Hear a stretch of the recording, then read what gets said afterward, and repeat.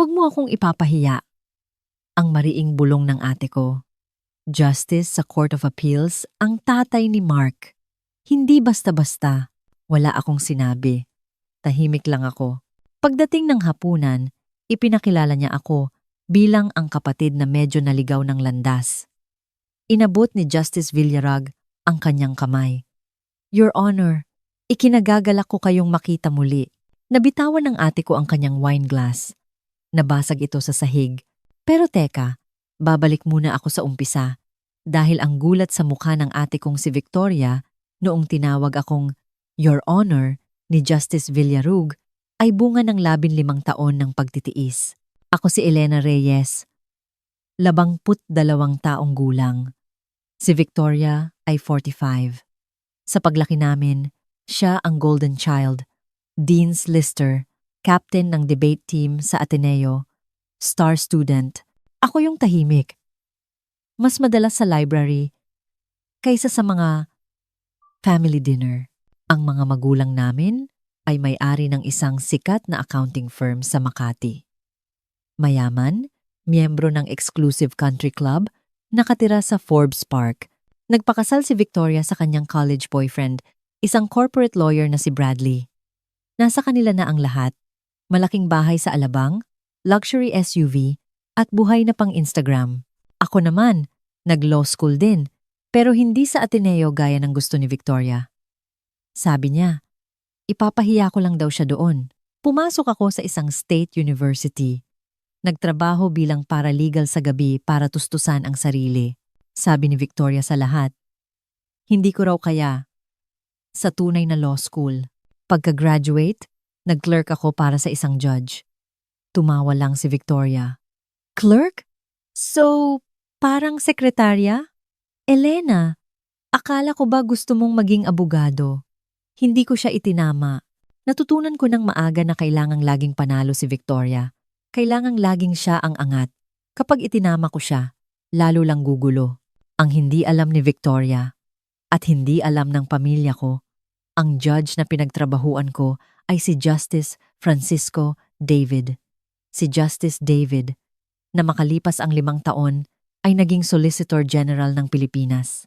Pagkatapos ng clerkship ko, naging prosecutor ako sa DOJ.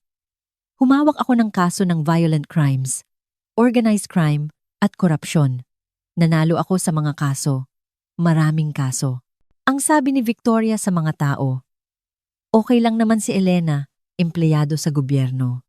Sa edad na 29, inirekomenda ako bilang Regional Trial Court Judge, ang pinakabata sa sirkito namin. Mahaba ang proseso ng vetting, background checks ng NBI, interviews sa Judicial and Bar Council. Sinabi ko sa pamilya ko na prosecutor pa rin ako. Busy si Victoria sa pagpaplano ng pangalawa niyang kasal.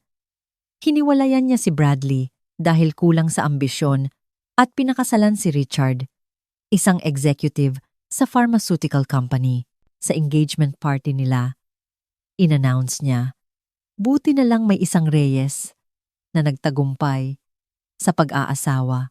Na-confirm ako sa pwesto pagkalipas ng 3 buwan. Hindi ko inimbita ang pamilya ko sa panunumpa. Si Justice David, na Solicitor General na noon, ay tumawag mismo para batiin ako. Elena, pinaghirapan mo ito.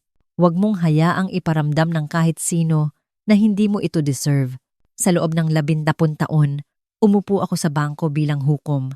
Duminig ako ng mga high-profile na kaso, nagsulat ng mga desisyon na ginagamit na basehan ng Court of Appeals, nagmentor ng mga batang abogado, at nagtayo ng reputasyon ng patas at matalinong hustisya. Ang akala ng pamilya ko, isa lang akong mid-level na empleyado ng gobyerno na kumikita ng sapat lang para mabuhay. Akala ni Victoria, nakatira ako sa isang malungkot na apartment dahil hindi ko pinopost ang bahay ko sa social media. Sa totoo lang, may-ari ako ng isang renovated na townhouse sa Legazpi Village na nagkakahalaga ng mahigit 30 milyon. Binayaran ko ng cash mula sa matalinong investments ng sweldo ko. Malaki ang sweldo ng mga judge, lalo na ang mga allowances. Hindi lang nag-abalang mag-check si Victoria. Akala niya, nagmamaneho ako ng lumang Vios na 5 taon na. Hindi niya alam na may vintage na Mercedes ako sa garahe na gamit ko kapag weekend. Akala niya single ako dahil walang matagumpay na lalaki ang magkakagusto sa isang workaholic na empleyado ng gobyerno. Hindi niya alam ang tungkol kay Michael.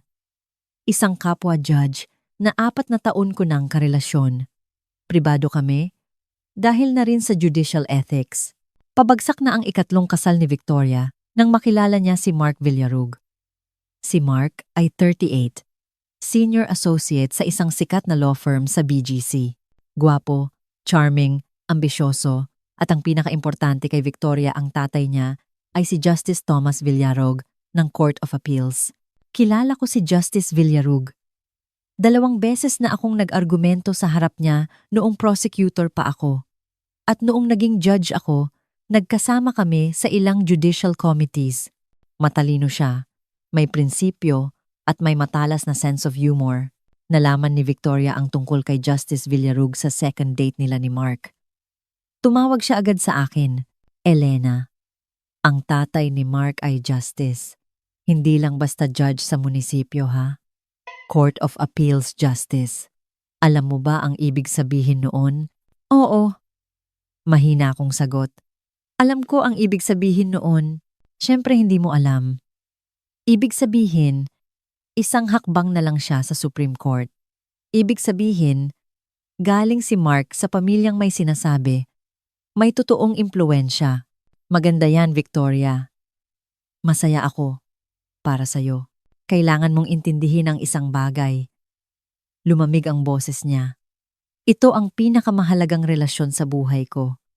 Ang pamilya ni Mark ay gumagalaw sa mundong hindi mo ma-imagine. Mga justice, senador, CEO. Nagbabakasyon sila sa Europe taon-taon. Naiintindihan ko. Ikaw ba? Dahil hindi pwedeng ipahiya mo ako, Elena. Hindi pwedeng isipin ng pamilya ni Mark na ordinaryo lang ang pamilyang Reyes. Wala akong sinabi. Makikilala mo rin sila balang araw. Kapag nangyari yon, huwag ka masyadong magsalita tungkol sa trabaho mo. Huwag mong sasabihin sa gobyerno ka nagtatrabaho. Kapag may nagtanong, sabihin mo, nasa legal field ka. Technically, totoo naman yon. Okay, Victoria. At parang awa mo na, bumili ka ng disenteng damit. Itapon mo na. Yang mga mumurahing blazer mo, ang sumunod na 6 na buwan ay nakakabilib panoorin. Ginawa ni Victoria ang lahat para maging karapat-dapat sa pamilyang Villarug. Sumali siya sa boards ng 3 charities, nagsimulang pumunta sa mga art gallery openings, kumuha ng personal stylist, ang Instagram niya ay naging puro picture ng sosyal na dinner parties at cultural events. Tinatawagan niya ako buwan-buwan para mag-update. Nabanggit ng mami ni Mark na nagbabakasyon sila sa Amanpulo. Pinag-aaralan ko na ang Amanpulo. Alam mo bang iba yon sa Boracay, Elena? Siyempre hindi mo alam. Kilala ng tatay ni Mark si Senator Valdez. Ang future father-in-law ko. Personal na kakilala ang mga senador. Nakilala ko ang kapatid ni Mark na si Catherine. Partner siya sa isang venture capital firm. Partner, Elena. Hawak niya ang bilyong-pisong pondo. Nakinig lang ako, nagsabing congratulations, at bumalik sa buhay ko. Noong Marso, duminig ako ng isang kaso ng corruption na naging laman ng balita sa buong bansa. Isang congressman na tumatanggap ng lagay mula sa mga developers. Tumagal ng 3 linggo ang paglilitis. Ang mga desisyon ko ay na-feature sa Inquirer, Philippine Star, at mga legal journals. Hindi ito nabanggit ni Victoria kailanman. Hindi siya nagbabasa ng balita tungkol sa batas. Noong Abril, naimbitahan akong magsalita sa isang symposium sa UP Law tungkol sa judicial reform. Si Justice Villarug ang keynote speaker. Nag-dinner kami kasama ang ibang mga judge noong gabi bago ang event. Elena, sabi ni Justice Villarug habang nagkakape kami, gusto ko sanang itanong, kaano-ano mo si Victoria Reyes sa Makati? Engaged ang anak kong si Mark sa isang Victoria Reyes. Kapatid ko po siya. Sabi ko, tumaas ang kilay niya. Kapatid mo? Hindi nabanggit ni Mark. Alam ba niyang judge ka? Komplikado po. Masyado akong pribado sa buhay ko. Pinagmasdan niya ako sandali. Hindi alam ng pamilya mo? Hindi po. Justice, siguradong mahirap yan. Nagkibit balikat ako. Mas madali ganito. Kailangan ng ate ko na paniwalaan ang ilang bagay tungkol sa akin. Kung iisipin niyang hindi ako successful, masaya siya. Panalo ang lahat. Sumimangot si Justice Villarug. Hindi panalo yan, Elena. Pagtatago yan. With respect, Your Honor. Survival po ito. Hindi na siya namilit. Pero may nakita ako sa ekspresyon niya. Pag-aalala siguro. O pagkakaintindi. Noong Mayo, na-engage si Victoria. Bongga ang proposal. Nirentahan ni Mark ang isang private room sa Peninsula, Manila. May string quartet. Nakapost ang lahat sa Instagram. Tumawag si Victoria kinabukasan. Official na. Magiging parte na ako ng pamilyang Villarug. Pinag-uusapan na ni Mark na isama ako sa foundation board ng mami niya. Imagine, ako kasama ang mga asawa ng justices at senador? Nakakatuwa yan. Sabi ko, magkakaroon kami ng engagement dinner sa susunod na buwan. Maliit lang, intimate, kami-kami lang, ibig sabihin, tumigil siya. Kailangan mong pumunta. Siyempre naman, pero Elena, kailangan mong intindihin. Hindi ito gaya ng mga family dinner natin. Mga sopistikadong tao ito. Ang tatay ni Mark, dating nag-clerk sa Supreme Court. Ang mommy niya, nag-aral sa abroad. Hindi nila maiintindihan ang lifestyle mo. Lifestyle ko? Alam mo na ang ibig kong sabihin. Yung trabaho sa gobyerno. Yung kakulangan ng tagumpay. Basta, please, huwag kang magsalita tungkol sa trabaho. Huwag kang magbanggit ng pera. Huwag mo akong ipapahiya. Pwede ko na sanang sabihin sa kanya noon. Dapat siguro sinabi ko na. Pero ang nasabi ko lang, magpapakabait ako. Ang engagement dinner ay nakaschedule ng June 15 sa Blackbird, isang eksklusibong restaurant sa Makati. Tinext ni Victoria ang dress code. Cocktail attire. Magandang cocktail attire ha, Elena. Hindi yung nabili lang sa sale sa department store. Nagsuot ako ng navy silk dress mula sa closet ko. Simple, elegante, at pares ng pearl earrings na regalo ni Michael. Ginamit ko ang luma kong Vios dahil alam kong babantayan ni Victoria ang parking lot. Dumating ako saktong oras. Nandoon na si Victoria, suot ang isang puting designer dress na siguro'y nagkakahalaga ng 150,000 pesos. Hinablot niya ang braso ko pagpasok ko. Nandito ka na. Good. Makinig ka. Wala pa ang pamilya ni Mark. Pagdating nila, ako ang kakausap. Huwag kang magkukwento tungkol sa sarili mo. Kapag tinanong kung anong ginagawa mo, sabihin mo lang legal work at ibahin mo ang usapan. Naintindihan ko. At please, parang awa mo na. Huwag mong babanggitin yung apartment mo o yung kotse mo. Naka-Tesla ang kapatid ni Mark. Naka-Mercedes ang mami niya. Hindi nila kailangang malaman na naghihikahos ka. Muntik na akong matawa. Muntik ko nang sabihin na ang malungkot kong apartment ay isang historic townhouse na pinuri mismo ni Catherine Villarug noong judicial function na dinaluhan ko last month, na ang Mercedes ko sa garahe ay vintage, hindi bago. Dahil mas gusto ko ang classic cars. Sa halip, sinabi ko, magiging maingat ako. Salamat. Importante ito sa akin, Elena. Ang pamilyang ito, sila ang lahat ng pinaghirapan ko. Dumating ang mga magulang namin. Si daddy naka-blazer, si mami naka-perlas. Niyakap nila si Victoria, tinanguan ako, ang nakasanayan. Ngayon, Elena, sabi ni mami. Naikwento na sa amin ni Victoria ang pamilya ni Mark. Very impressive. Please wag ka masyadong magsalita tungkol sa trabaho mo. Ayaw nating isipin nila na ordinaryo lang tayo. Naiintindihan ko. Sabi ko. Tapos dumating na si Mark kasama ang pamilya niya. Si Justice Thomas Villarug ay mukhang-mukha pa rin ang itsura niya sa korte. Matangkad, puti ang buhok, may commanding presence. Ang asawa niyang si Caroline ay elegante sa classic na suit. Si Catherine, kapatid ni Mark, ay nakapantsuit at may aura ng isang taong kumita na ng unang milyon niya bago mag-30. Ipinakilala ni Mark ang lahat. Mom, Dad, Catherine, ito ang pamilya ni Victoria.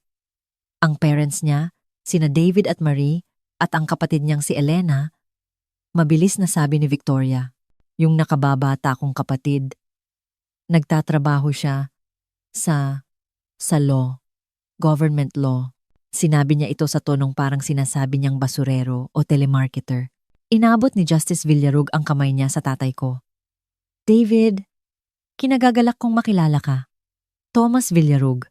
Tapos lumingon siya sa akin. Nagtama ang paningin namin. Nakita ko ang pagkilala. Nakita kong nag-process ang utak niya. Nakita ko ang tanong na nabuo. Umiling ako ng bahagya. Wag dito. Wag ngayon. Tumigil siya ng kakarampot na segundo, tapos maayos na nagsabing, Elena, nice to meet you. Your Honor, mahina kong sabi. The pleasure is mine. Pinandilatan ako ni Victoria. Mr. Villarug lang, Elena. Wag kang weird. Umupo kami. Malaking bilog na mesa. Pumwesto si Victoria sa pagitan ni Mark at ni Justice Villarug. Nilagay niya ako sa dulo sa pagitan ni Catherine at ng tatay ko. Nagsimula ng normal ang dinner. Usapan tungkol sa venue ng kasal petsa. Si Victoria ang bida. Tumatawa ng malakas. Panay ang hawak sa braso ni Mark. Iniisip namin sa September, sabi ni Victoria. Sa Shangri-La, at the fort. 500 guests. Black tie. Mukhang maganda yan. Magalang na sabi ni Caroline Villarug. Mag-iimbita ng maraming importanteng tao ang tatay ni Mark. Patuloy ni Victoria. Di ba, Justice Villarug? I mean, siguro naman kilala niyo ang lahat sa legal circles ng Manila. May kilala akong ilan. Maingat na sabi ni Justice Villarug. Ilan lang, tumawa si Victoria. Sabi ni Mark, nasa speed dial niyo raw ang mga senador at nag-argue na kayo sa Supreme Court. Grabe yon. Lagi kong hinahangaan ang mga taong nasa posisyon ng tunay na kapangyarihan. Sinabi niya ito ng may diin, sabay sulyap sa akin. Hindi nagbago ang mukha ni Justice Villarug, pero nakita kong tumigas ang panga niya. Relatibo ang kapangyarihan, sabi niya. Ang pinakamakapangyarihang mga taong kilala ko ay madalas yung mga nagtatrabaho, ng tahimik, at walang pagkilala. Hindi nakuha ni Victoria ang ibig sabihin. Syempre. Pero iba pa rin yung may achievement, yung may narating ka sa sarili mo. Isa pang tingin sa akin. Hindi lahat may ganong drive. Tumango ang mami ko. Si Elena kasi, laging kontento sa kung anong meron. Kontento? Tanong ni Catherine. Nakatingin sa akin ng may interes. Anong ginagawa mo, Elena? Bago ako makasagot. Sumabat si Victoria. Sa gobyerno siya. Local courts. Walang masyadong exciting. Okay na sa kanya. Yun. Hindi naman siya naging ambisyosa. Local courts. Ulit ni Catherine. Nakatingin pa rin sa akin. May talim sa tingin niya. It's a living, mahina kong sabi. Siguradong interesting pa rin, pilit ni Catherine. Kriminal, sabi ko. Mabibigat na kasong kriminal. Mabibigat, sabi ni Justice Villarug. Ang boses ay maingat at neutral. Hindi yan local courts lang. Kumaway si Victoria. Pareho lang yon. Trabaho sa gobyerno. Alam nyo na, bureaucratic, low level. Komportable na doon si Elena. Tumahimik ang mesa sandali. Tapos nagdesisyong tumulong ang tatay ko. Ang mahalaga, isa sa mga anak namin ang matagumpay. Nginitian niya si Victoria. Very proud kami sa mga narating ni Victoria. Ang kasal niya kay Mark. Ang pagsali sa pamilyang ito. Achievement. Talaga. Achievement. Ulit ni Justice Villarug ng mahina. Oo naman, sabi ni Mami. Ang pamilyang Villarug ay napakarespetado. Mga justice, may koneksyon. Ito ang pangarap ng bawat magulang. Pinanood ko ang mukha ni Justice Villarug. Pinanood ko habang nare-realize niya kung ano ang naging buhay ko, kung bakit ako nagtago. Ngumiti ng malaki si Victoria. Pinaghirapan kong maging karapat-dapat kay Mark para maging isang taong maipagmamalaki ng pamilya niya. At si Elena? Tahimik na tanong ni Caroline Villarug. Paano si Elena? Tumawa si Victoria, yung tawang ninenerbiyos at nangmamaliit. Okay lang si Elena sa buhay niya. Wala naman siyang gustong marating. Di ba, Elena? Lahat sila tumingin sa akin. Pwede ko na sanang tapusin doon. Pwede ko nang sabihin ang totoo. Sa halip, sinabi ko, kontento na ako. Kontento. Ulit ni Victoria, nang may pagwawagi. Kita nyo? Alam ni Elena ang limitasyon niya. Hindi lahat kailangang maging successful. May mga tao talagang ordinaryo lang. At okay lang yon. Sinabi niya ito ng mabait, pero mapagmataas. Parang nagbibigay siya ng limos. Tumango ang tatay ko. Tanggap namin na magkaiba ang mga anak namin. Mataas ang pangarap ni Victoria. Si Elena, realistic lang. Ibinaba ni Justice Villarug ang tinidor niya. Magalang pa rin ang boses niya. Pero may bakal sa ilalim. Anong nagpapaisip sa inyo na hindi successful si Elena?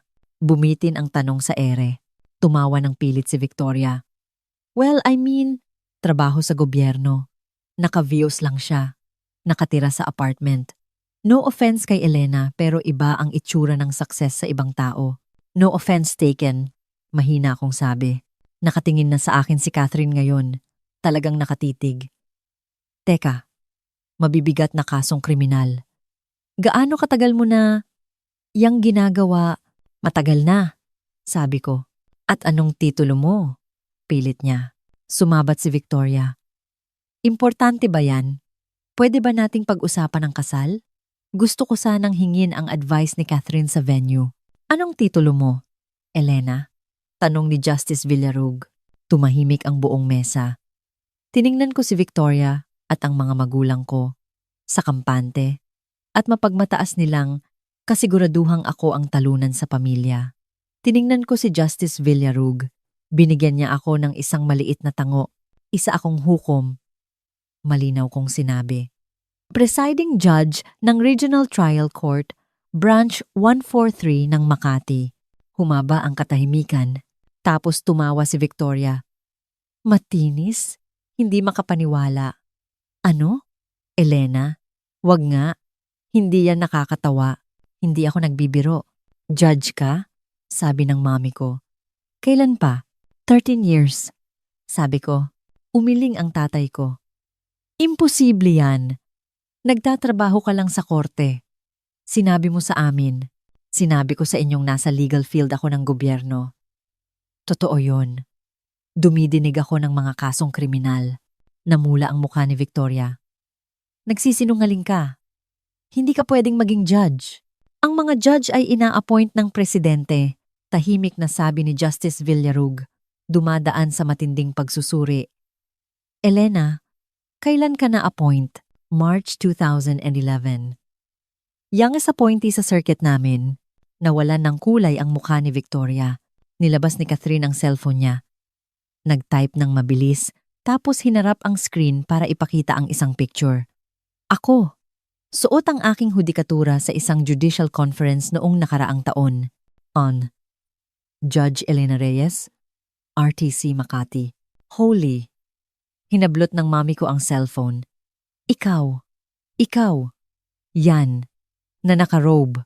Pero sabi mo hindi ka. Tumingin siya kay Victoria. Alam mo ba? Siyempre hindi ko alam. Tumataas na ang boses ni Victoria. Nagsinungaling siya. Hinayaan niyang isipin nating wala siyang kwenta. Hindi ako nagsinungaling kailanman. Kalmado kong sabi. Sinabi ko sa inyong nasa gobyerno ako. Totoo yon. Inassume niyo na mababa ang posisyon ko. Hindi ko kayo itinama. Pagsisinungaling yan sa pamamagitan ng hindi pagsasabi. Ganoon ba? Tinitigan ko siya. Tinawag mo akong sekretarya. Tinawag mong walang kwenta ang trabaho ko. Sinabihan mo akong wag kang ipapahiya. Kailan ko ba dapat kayo itinama? Pinapanood ni Justice Villarug ang nangyayari. Gamit ang ekspresyong kilala ko sa korte. Yung hitsura niya, kapag ang testigo ay nabibisto, ang sariling kasinungalingan. Magkakilala kayo? Dahan-dahang tanong ni Mark. Palipat-lipat ang tingin sa akin at sa tatay niya. Kilala mo siya. Ilang beses na kaming nagkasama ni Judge Reyes sa mga judicial panel, sabi ni Justice Villarug. Isa siya sa pinakamahusay na isip sa batas na nakatrabaho ko. Biglang tumayo si Victoria. Kalokohan ito. Nababaliw na kayong lahat. Hindi judge si Elena. Hindi pwede. Malalaman ko dapat yon. Malalaman mo ba? Tanong ko ng mahina. Kailan mo huling tinanong ang tungkol sa trabaho ko? Kailan mo huling tinanong ang tungkol sa buhay ko? Ako. Hindi yan. Baling siya sa mga magulang namin. Sabihin niyo sa kanila. Sabihin niyo sa kanila na hindi judge si Elena. Nakatingin pa rin ang mommy ko sa cellphone ni Catherine. Nag-i-scroll sa search results. May mga articles. Ang daming articles. Judge Reyes nagpataw ng hatol sa corruption. Judge Reyes, cited by the Court of Appeals. Elena, totoo ba ito? Nakabasa ang tatay ko sa balikat niya. Namutla ang mukha niya. Nagpakulong ka ng congressman? Tumatanggap siya ng suhol. Matibay ang ebidensya. Judge ka na sa loob ng 30 taon. Dahan-dahang sabi niya. 30 taon. At hindi mo sinabi sa amin. Hindi kayo nagtanong. Nag-assume kayo. Hinayaan ko kayo. Hinampas ni Victoria ang mesa. Bakit? Bakit mo itatago ito? Alam mo ba kung anong itsura ko ngayon?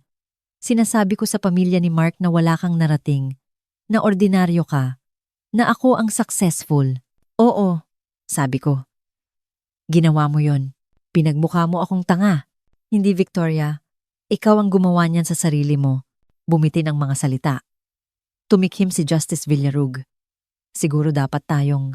Hindi! Nanginginig ang kamay ni Victoria. Hindi! Gusto kong malaman. Bakit mo tinago, Elena? Bakit hinayaan mong isipin ng lahat na failure ka? Tumingin ako sa kanya. Talagang tumingin dahil kailangan mong maging failure ako. Hindi yan. Binuo mo ang buong pagkatao mo sa ideyang mas magaling ka sa akin, mas matalino, mas successful. Anong gagawin mo kung nalaman mo ang totoo 13 years ago? Bumuka ang bibig niya, tapos sumara. Gagawin mong tungkol sa'yo. Patuloy ko ng mahina. Gagawin mong kompetisyon. Sasabihin mo sa lahat na nakuha ko ang pwesto dahil sa koneksyon o swerte. Kahit ano. Para mapanatili ang posisyon mo bilang successful sister. Hindi totoo yan. Hindi ba? Ginagawa mo na ngayon. Ang una mong reaksyon hindi congratulations o pride. Galit. Dahil pinagmukha kitang masama. Napasinghap ang mami ko. Ang tatay ko, nakatulala lang sa plato. Si Mark, nakatingin kay Victoria na parang ngayon lang siya nakita ng totoo. Sa tingin ko, maingat na sabi ni Justice Villarug, kailangan nating huminga lahat.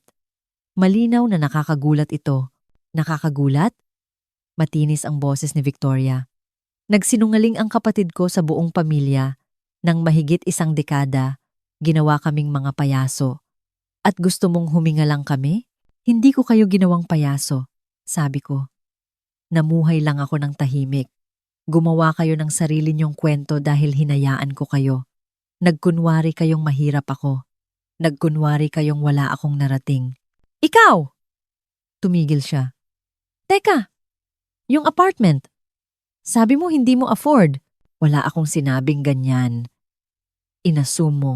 Nasa cellphone pa rin si Catherine. Public record ang salen ni Judge Reyes. May-ari siya ng townhouse sa Legazpi Village na worth, holy shit, 35 million pesos. Napasinghap ang mami ko. Ang mga judge, kumikita ng malaki plus allowances. Patuloy ni Catherine. Mukhang matalino siya sa pera niya. Mayaman ka? Sabi ni Victoria. Komportable ako. Hinayaan mong bayaran ko ang dinner mo noong Pasko. Hinayaan mong isipin kong naghihikahos ka. Nagpumilit pa akong magbayad. Sabi ko pa, alam kong gipit ka ngayon. Sabi ko, salamat. Dumating ang waiter, dala ang main course. Naramdaman ang tensyon. Umalis agad. Sumandal si Justice Villarug sa upuan niya. Elena, kailangan kong itanong, bakit ngayon mo inamin? Dahil, sabi ko habang nakatingin kay Victoria, pagod na ako. Pagod? Ulit niya. Pagod na akong maging kontrabida sa kwento mo. Ang cautionary tale mo.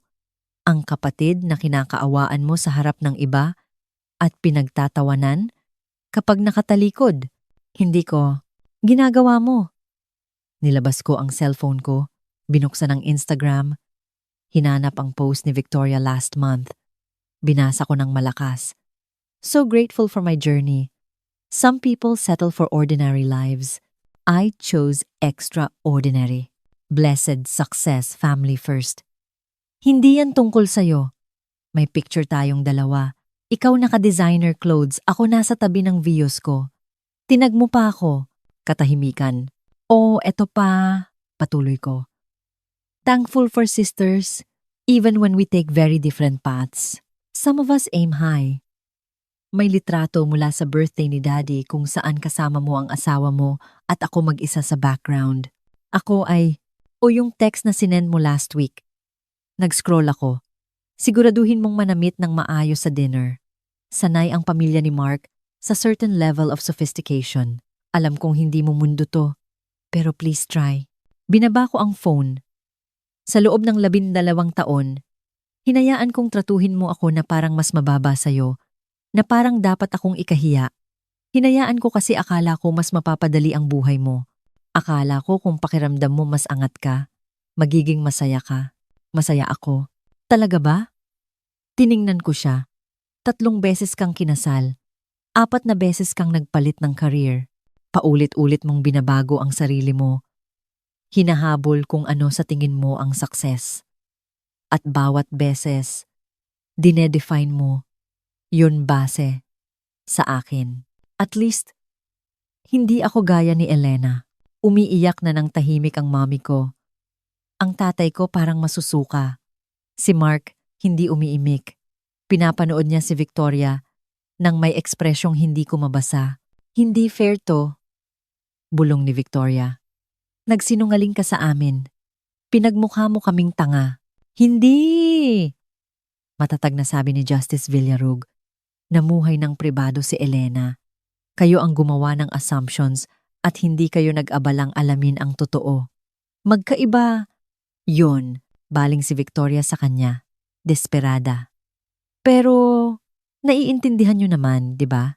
Naiintindihan nyo kung bakit ako upset? Ang anak nyo? Papasok sa pamilyang sinungaling. Ang anak ko? Putol ni Justice Villarug. Malamig ang boses. Ay papasok sa pamilya kung saan ang isang anak ay nagsilbi ng may dangal sa hudikatura ng mahigit 1 dekada. Kung saan ang isang anak ay nagpakulong ng mga tiwaling opisyal, nagdesisyon sa mga kasong humubog sa batas, at nakuha ang respeto ng bawat hukom na nakatrabaho niya, tumigil siya. At kung saan ang isang anak ay ginugol ang mga taong yon para hilahin pababa ang kapatid niya. Kaya hindi, Victoria, hindi ko naiintindihan. Hindi ko talaga maintindihan. Gumuho ang mukha ni Victoria. Nagsalita si Caroline Villarug sa unang pagkakataon. Elena, patawarin mo ako sa tanong, pero bakit ngayon? Bakit ngayong gabi mo inilabas? Tumingin ako kay Victoria. Dahil may na-realize ako. Kahit anong gawin ko, kahit gaano ko paliitin ang sarili ko, laging kailangan ni Victoria ng taong mas mababa sa kanya. At ayoko na maging ang taong yon. Hindi ko naman hiningi sa'yo na simula ni Victoria. Hindi mo kailangang humingi. Diminan mo. Bawat family dinner, bawat Pasko, bawat usapan. Huwag mo akong ipapahiya. Huwag kang magsalita tungkol sa trabaho mo. Huwag mo akong pagmukhain masama. Para bang ang eksistensya ko ay bagay na kailangan mong i-manage? Hindi. Ganoon yun. Tumayo ako. Sa loob ng 13 taon, pinanood kitang bumuo ng pagkatao base sa pagiging mas magaling sa akin. Pinanood kitang ipakilala ako sa mga kaibigan, boyfriend, at asawa mo, gamit ang tonong humihingi ng paumanhin. Ito ang kapatid ko. Hindi siya gaanong successful. Nginitian ko lang. Tinanggap ko. Tumingin ako kay Justice Villarug. Pero hindi ko na matatanggap ngayon. Hindi ngayong sasali ka sa pamilyang kasama ang lalaking ito. Isang taong nirerespeto ko ng lubos taong simbolo ng hustisya at integridad na pinaniniwalaan ko. Hindi ko hahayaang ang bersyon ni Victoria ang maging katotohanang alam ng pamilya ni Mark. Ginagawa mo to para gumanti. Mapait na sabi ni Victoria. Hindi, ginagawa ko to dahil deserve ko ng mas maganda. Dahil pinaghirapan ko ang mas maganda. Kinuha ko ang bag ko. Pasensya na, Justice Villarug. Caroline Catherine. Alam kong hindi ito ang paraan na gusto niyong makilala ang pamilya ko. Huwag kang humingi ng tawad. Elena, sandali. Simula ng tatay ko. Huwag na, Dad. Tapos na akong maghintay. Tapos na akong manahimik. Tapos na akong magpaliit para maramdaman ni Victoria na malaki siya. Humarap ako kay Victoria. Sana mahanap mo ang hinahanap mo. Sana maging masaya ka kay Mark. Sana makabuo kayo ng magandang buhay. Pero hindi ako magiging parte ng pamilyang kailangan kong magkunwari. Aalis ka? Sabi ng mami ko. Ganoon na lang? Ganoon na lang. Biglang tumayo si Catherine. Wait, Elena. Judge Reyes, pwede ba kitang ihatid sa labas? Tumango ako. Sa parking lot. Sumandal si Catherine sa views ko. So, judge ka pala. So, venture capital. Tumawa siya. Ilang buwan nang bukang bibig ng ate mo kung paano ko kailangang makilala ang pamilya niya. Kung paano siya hamak na mas successful sa kapatid niyang bumabawi lang. Alam ko. Ginoogal kita 2 weeks ago. Nakita ko ang judicial record mo. Nakilala ko ang pangalan mo sa ilang kaso na nabasa ko noong law school. Nag-Ateneo Law ako bago lumipat sa finance. Alam kong nasa bench ka. Alam kong brilliant ka. Wala kang sinabi. Gusto kong makita kung sasabihin mo. Gusto kong makita. Tumigil siya. Gusto kong makita kung nagtatago ka o sadyang hindi ka lang nakikita ng pamilya mo. Pareho siguro. Para sa akin, sa tingin ko, extraordinary ka. At sa tingin ko, na-realize ng kapatid ko na baka maling kapatid ang papakasalan niya. Ngumiti ako. Mahal niya si Victoria. Maaayos nila to. Siguro, pero Elena, nag-alinlangan siya. Huwag kang mawawala ng tuluyan. Respetado ka ng tatay ko. Ang mami ko, kanina pa nagbabasa ng opinion mo sa cellphone. At impressed na siya. Hindi kami ang pamilya mo. Nakikita ka namin. May lumuwag sa dibdib ko. Salamat. Umuwi ako sa malungkot kong apartment. Ang aking 3-story historic townhouse na may original crown molding at garden courtyard. Tinext ko si Michael. Interesting ang family dinner. Kwento ko bukas. Tumawag siya agad. Interesting good o interesting bad? Interesting. Necessary. Sinabi ko sa kanila, sinabi mo. Anong pakiramdam? Inisip ko. Malaya. Nagsimula ang mga text ng 11 p.m. Victoria. Hindi ako makapaniwalang ginawa mo to. Victoria. Sinira mo ang lahat. Victoria. Tingin ng parents ni Mark masama akong tao. Victoria. Paano mo ako nagawang ipahiya ng ganito? Hindi ako sumagot. Mommy. Elena. Kailangan nating mag-usap. Dad. Galit na galit ang tatay mo. Hindi ganito mag-handle ng bagay ang pamilya. Pinatay ko ang cellphone ko. Kinabukasan, may deadly 17 missed calls at 4 na voicemail. Ang boses ng tatay ko, pigil ang galit. Elena, inappropriate yon. Pinagmukha mo kaming tanga. Kailangan mong tumawag sa ate mo at mag-sorry. Ang mami ko, umiiyak. Hindi ko maintindihan kung bakit mo tinago. Sana naging proud kami. Bakit mo ililihim sa amin? Si Victoria, hysterical. Nag-iisip si Mark. Gusto ng parents niya na pag-isipan niyang mabuti ang pagpapakasal sa pamilya natin. Sinira mo ang buhay ko. Sana masaya ka. At nakakagulat, si Catherine, Elena, si Catherine Villarugto. Alam kong ayaw mong makarinig sa kahit sino sa amin. Pero gusto kong malaman mo na hindi nagdadalawang isip ang parents ko dahil sa'yo. Nagdadalawang isip sila dahil sa kung paano katratuhin ni Victoria. May pagkakaiba yon. Also, gusto malaman ni Dad kung free ka mag-lunch next week. Purely professional. May judicial task force na binubuo. At gusto niya ng input mo. Tawagan mo ako. Tinawagan ko pabalik si Catherine. Hey, sabi niya. Okay ka lang? Papunta na doon. Nag-breakfast ang pamilya ko kanina. Mahabang usapan. Sumusuka si Mark. Nare-realize niya na may mga red flags siyang binaliwala. Anong klaseng flags? Kung paano magsalita si Victoria tungkol sa ibang tao. Kung paano niya sukatin ang halaga ng tao. Kung paano niya tratuhin ang mga waiter. Ang mga taong tingin niya nasa ilalim niya. Tumigil si Catherine. Gumugol siya ng 20 minutes sa breakfast, trying to convince Mark na niloko mo kami, na manipulative ka, na lahat ng sinabi mo ay para lang magmukha siyang masama.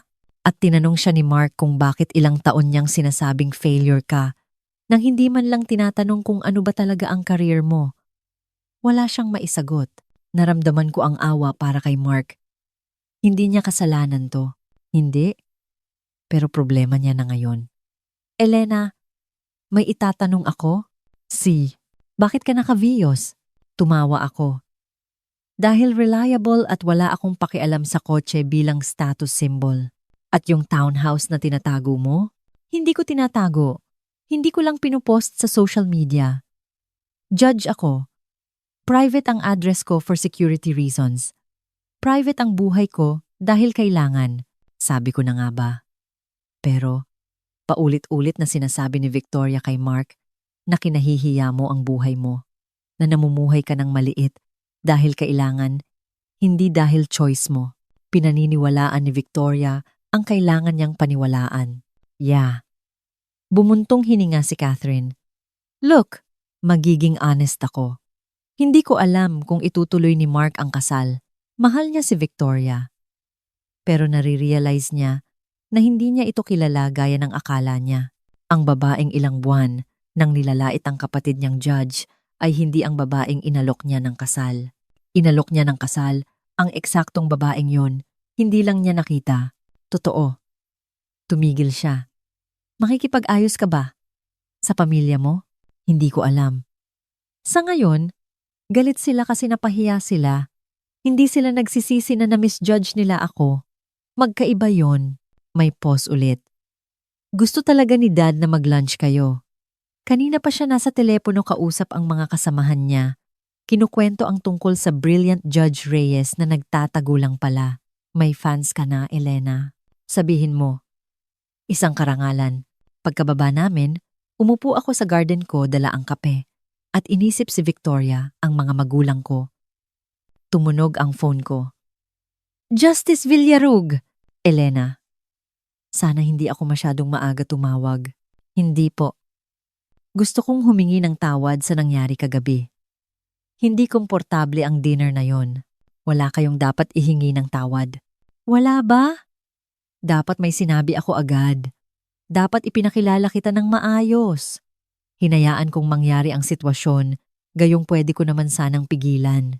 With respect, Your Honor. Kailangan iyong mangyari. Kailangan nilang marinig. Mula sa akin. Tahimik siya sandali. Sabi ni Catherine, baka free ka mag-lunch next week. Good. Pero Elena, hindi ako tumatawag tungkol sa task force. Tumatawag ako bilang tatay ni Mark. Mahal ng anak ko ang kapatid mo. Gusto niya itong pakasalan. Pero kakadiskubre lang niya na ang babaeng mahal niya ay naging malupit sa taong nirerespeto ko. Hindi niya alam ang gagawin sa impormasyong yon. Ayokong humadlang sa kanila. Hindi ikaw. Ang mga desisyon ni Victoria ang humahadlang sa kanila. Magkaiba yon. Bumuntong hininga siya. Tinanong ako ni Mark kanina kung sa tingin ko ba kayang magbago ni Victoria. Kung ang babaeng minaliit ka ng 13 taon ay pwedeng maging ibang tao. Anong sinabi mo sa kanya? Sinabi kong hindi ko masasagot yan. Pero sinabi ko sa kanya, na sinumang gumugol ng 13 taon para hilahin pababa ang isang hukom para lang maramdaman niyang angat siya, ay may matinding kailangang ayusin sa sarili. Hindi siya masamang tao, Justice.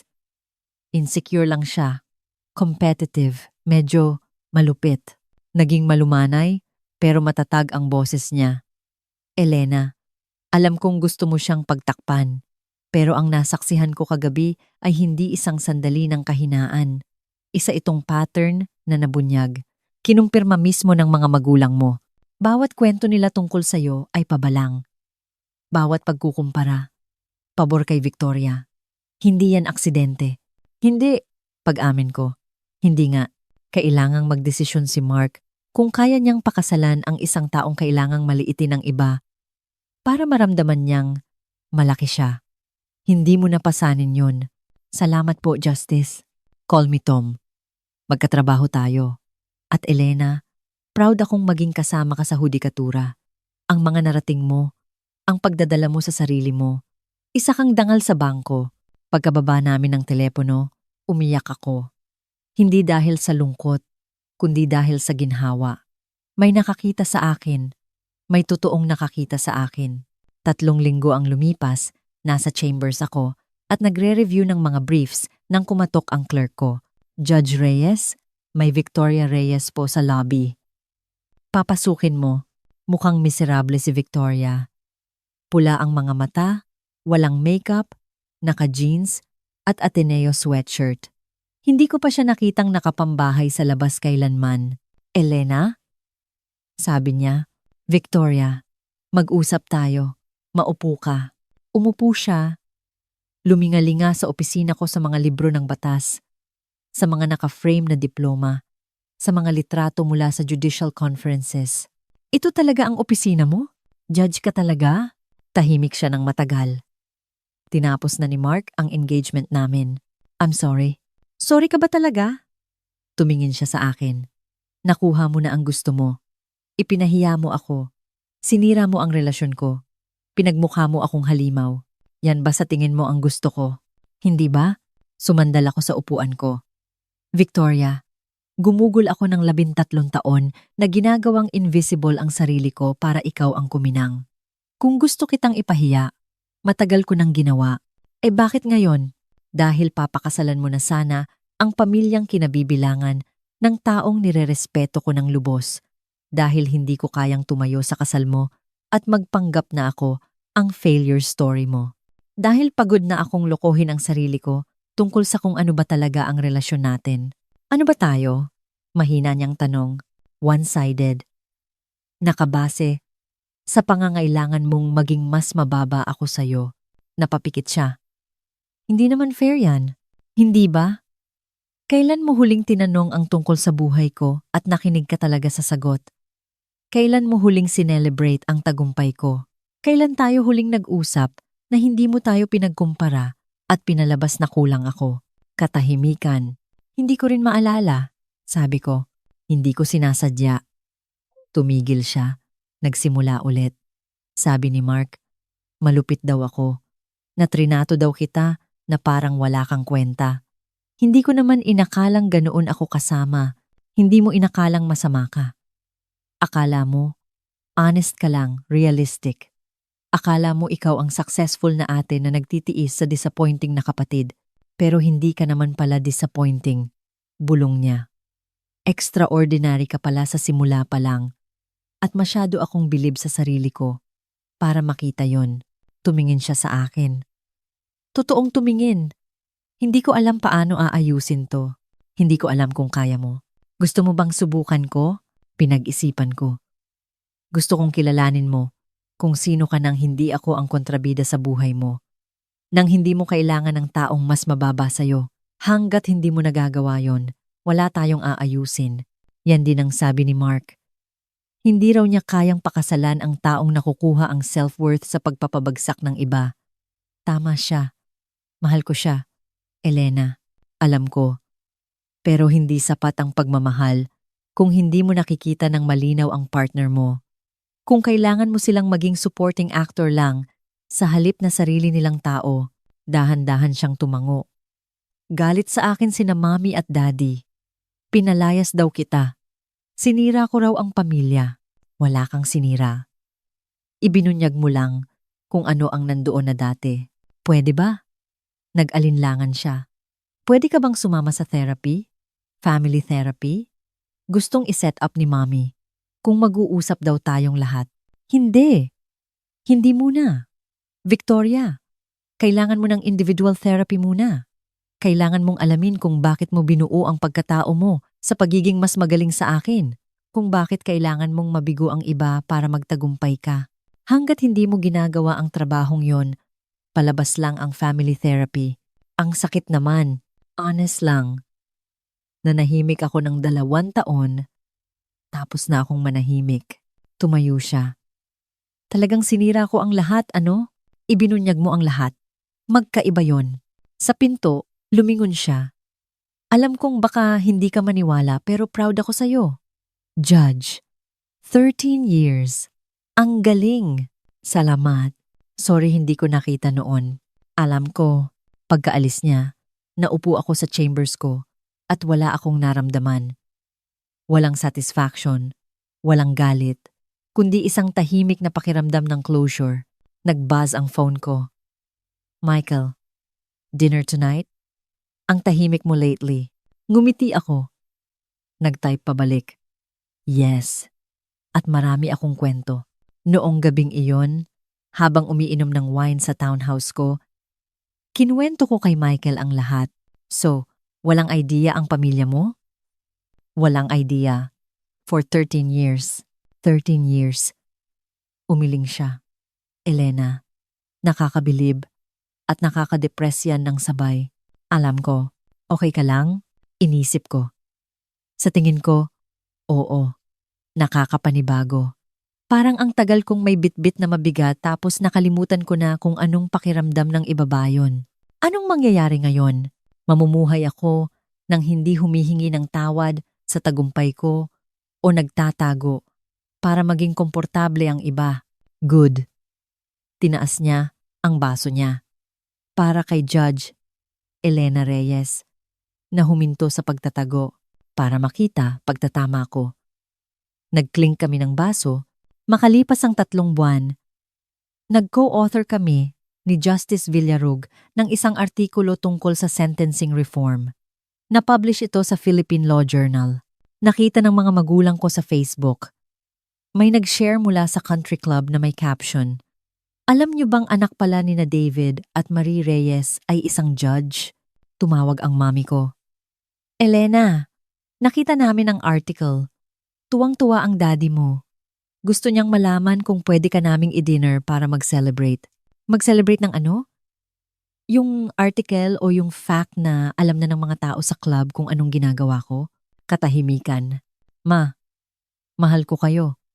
Pero hanggat hindi niyo kayang sabihing proud kayo sa akin dahil sa akin at hindi dahil sa iniisip ng ibang tao, wala tayong masyadong pag-uusapan. Hindi fair yan. Honest yan. Kakausapin ko kayo kapag handa na rin kayong maging honest. Binaba ko ang telepono. 6 na buwan matapos ang engagement dinner, nakatanggap ako ng wedding invitation. Hindi kay Victoria. Tuluyan na silang naghiwalay ni Mark. Nasa therapy siya. Ayon kay Catherine, inaayos ang tinatawag ni Catherine na identity issues. Ang imbitasyon ay galing mismo kay Catherine. Ikakasal siya sa matagal na niyang partner sa isang maliit na seremonya sa Siargao. Alam kong medyo FC na imbitahan ka. Sulat niya sa note kasama ang invite. Pero ikaw ang klase ng tao na gusto ko sa buhay ko. Taong kilala ang sarili at hindi humihingi ng pasensya para dito. Tsaka, gusto kang cornerin ni Dad tungkol sa Sentencing Reform Task Force na yon. Fair warning. Pumunta ako sa kasal. Nakilala ang brilliant na partner ni Catherine. Nagkaroon ng mahabang usapan kay Justice Villarug tungkol sa pilosopiya ng batas at sumayaw sa reception. Bago ako umalis, hinila ako ni Justice Villarug sa gilid. Nangangamusta si Mark minsan. Kung kamusta ka raw. Sabihin niyo mabuti ako. Nagugilty siya tungkol kay Victoria na hindi niya nakita ang nangyayari. Hindi dapat. Nakikita lang natin ang mga bagay kapag handa na tayong makita ang mga ito. Wise words. Tumigil siya. Elena, masaya akong tumigil ka sa pagtatago. Mas mabuti ang legal community dahil nakikita ka na ng malinaw. Salamat, Tom. And for what it's worth, Sa tingin ko, babalik din ang loob ng pamilya mo. May mga tao lang talagang kailangan ng panahon para i-adjust ang paningin nila. Siguro. Pero hindi ko na sila hinihintay. Mabuti. Huwag kang maghintay. Umuwi ako sa townhouse ko, sa hindi na sikretong buhay ko, sa tunay na tagumpay ko. Inisip ko si Victoria. Ang mga magulang ko, ang 13 taon ng pagiging invisible. Inisip ko noong tinawag akong Your Honor ni Justice Villarog sa dinner na yon.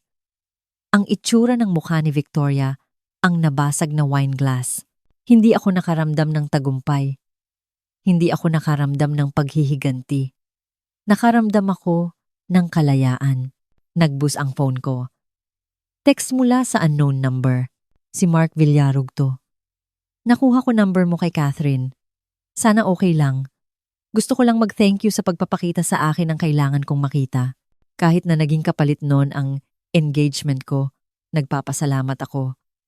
Sana, nasa mabuti ka. Nag-type ako pabalik. Mabuti ako. Salamat sa pangungumusta.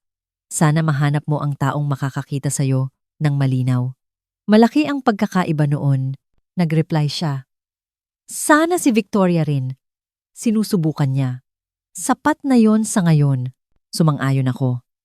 Binaba ko ang cellphone, tumingin sa paligid ng living room ko, sa espasyo ko, sa buhay ko, sa pinaghirapan kong tagumpay. Tumigil ako sa pagtatago at napagtanto kong ang pagpapakita ng tunay na sarili ay sulit na kabayaran sa lahat ng isinuko ko para manatiling invisible.